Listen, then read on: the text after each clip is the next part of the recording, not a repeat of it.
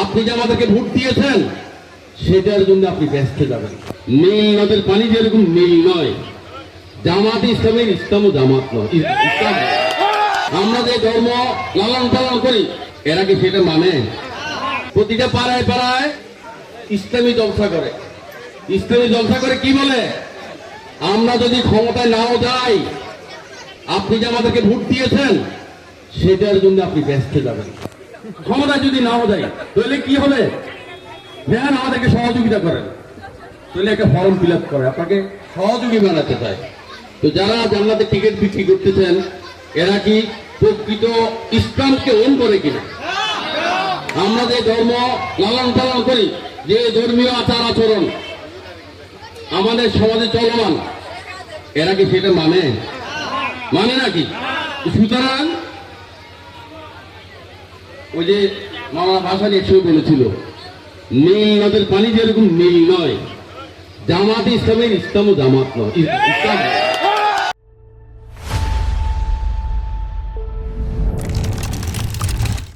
সুতরাং এদের থেকে একটু সাবধান থাকবেন। এদের থেকে সাবধান থাকবে এই জন্যে, আজকে যে মহিলারা এখানে বসে আছেন, নারী নেতৃত্ব বলা হয়ে থাকে কি জানেন? একজন মনীষী বলেছিলেন, give me a good mother and I will give you a good nation. আমাকে একজন ভালো মা দাও, আমি একজন ভালো জাতি উপহার দিব।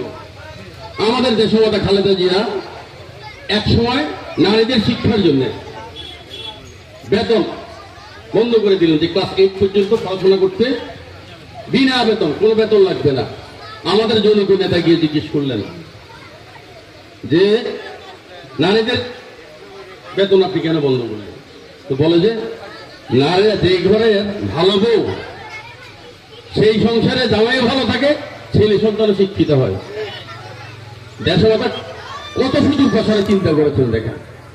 তারপরে এখন তো কলেজ পর্যন্ত নারী শিক্ষার কোনো বেতন নেই। তারপরে বিধবা ভাতা কে চালু করেছিল জানেন নাকি? দেশমাতা খালেদা দিয়ে চালু করেছিলেন। বৃদ্ধ ভাতা কে চালু করেছিলেন? আজকে আমাদের বিদ্যুতের জন্য যারা ছেলে মেয়েরা কেয়ার করে না, মাসের শেষে 2000 টাকা পাঠায় পান খাওয়ার জন্য, ওষুধ খাওয়ার জন্য সরকার থেকে, সেটা কে চালু করেছিলেন? বিএনপি ক্ষমতার আমলে চালু হয়েছিল। আজকে এই যে আপনার এখানে বিদ্যুৎ জ্বলছে, এই বিদ্যুতের জন্য আজকে আমাদের ঘরে ঘরে স্বাবলম্বী। ধরেন আপনার ছেলে বিদেশ থাকে, আপনার ভাই বিদেশ থাকে, আপনার ছেলে বিদেশ থাকে, তারা বিদেশ থেকে 200 টাকা রেমিডেন্স পাঠায়। সেই রেমিডেন্স কখন থেকে চালু হয়েছিল?